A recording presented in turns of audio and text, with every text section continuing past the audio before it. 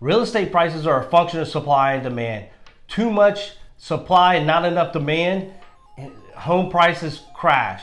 All the data for 2019 is showing more supply than in the history of Lafayette Parish. What's going to happen to the real estate market in Lafayette if supply continues to rise?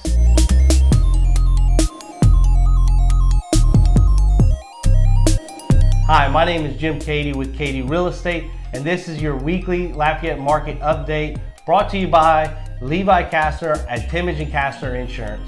Now, real estate prices are a function of supply and demand, so let's take a closer look at the supply and the demand in the first quarter of 2019. Let's start by looking at the increase in the actives. The MLS reported 121 more actives, or 3% increase in the number of actives, with a large surge of actives in January.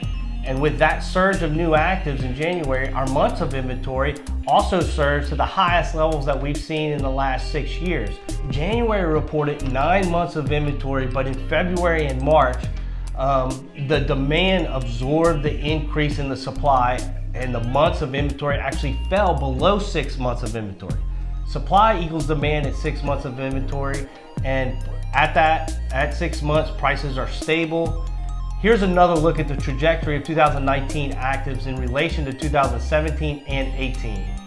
Another good indicator of demand is foot traffic. So let's take a look at the number of showings set up through centralized showing service. The centralized showing service, or CSS as we call it, is the system that all realtors use to set up showings for buyers. We compile all the showings for Lafayette Parish and report them back to you. And as you can see, we had an unusual number of showings in January that led to an increase in sales in February and March. What this means is that buyers were actually out in full force in January and putting houses under contract, but it takes about 35 to 40 days on average for these houses to close. However, we did see fewer showings in February and March, which could mean that either the buyers are looking at less homes before they're actually making a decision, or that we're going to see a slowdown. It's going to slow down slightly going into the second quarter.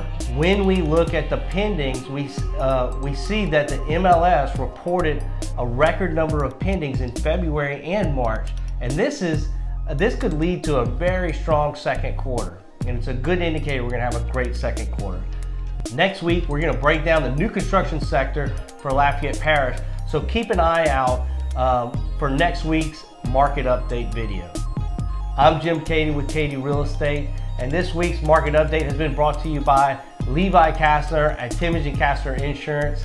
I'll see you next week.